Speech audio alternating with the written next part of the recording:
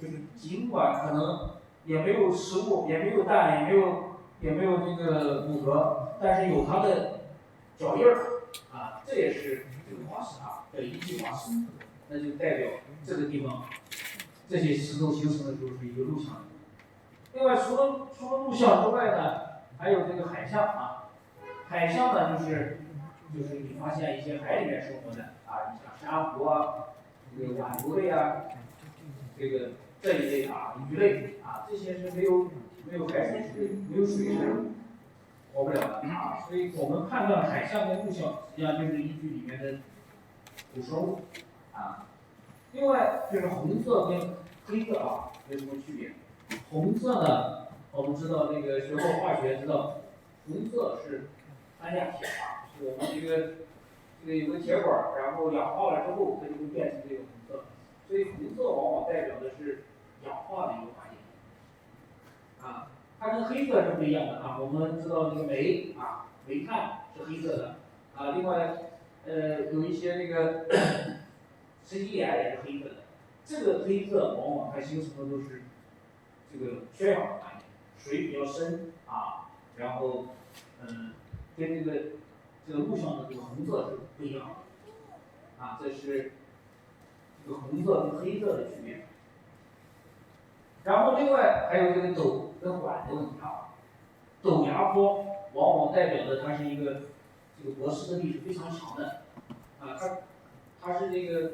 可能是这个力量很大啊，可能时间不一定多长时间，但是这个冲击力是比较大的啊。你像这个除了我们这个陆上的这个丹霞这种陡崖之外，还有海象的这个海蚀的这些啊，往往形成的这个陡崖都是非常陡的啊，接近于直立的。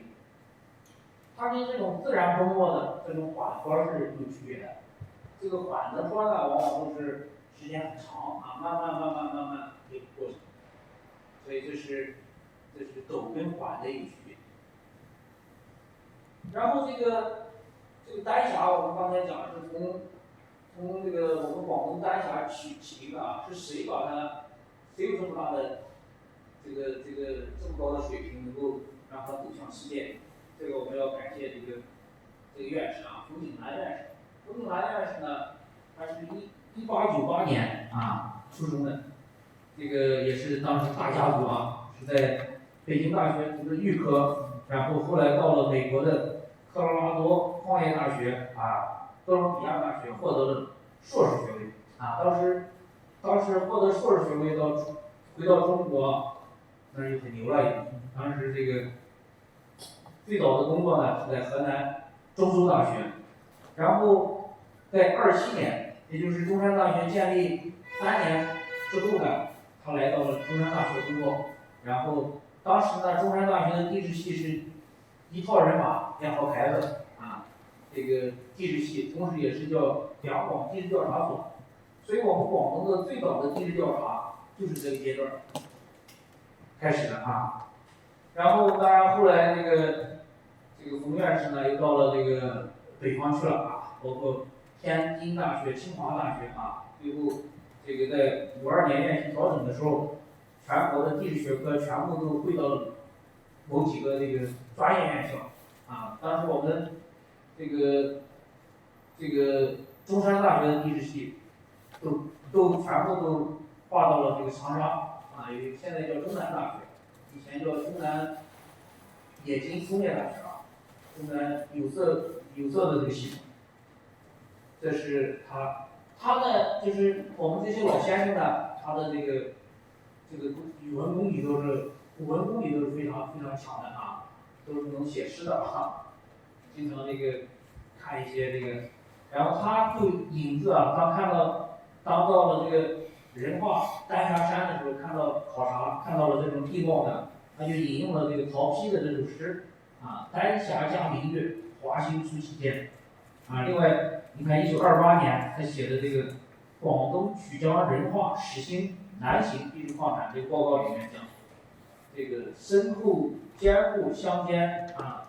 之块状砂岩与砾岩啊，起势之后，绝崖陡壁，直如人造之坚固，伟岸之堡垒，而不知其为天造地设也。所以这个它称之为是岭南之奇观啊。当然，这个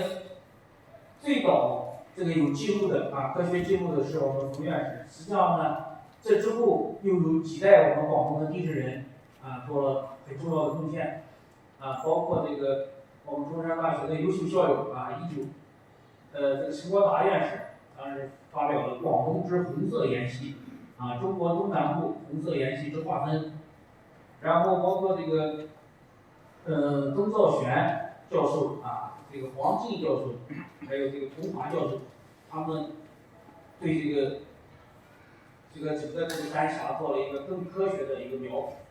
这个研究啊。然后最后呢，把丹霞能够推向了世界啊，它是这个世界地质公园，也是这个世界自然遗产啊。然后这个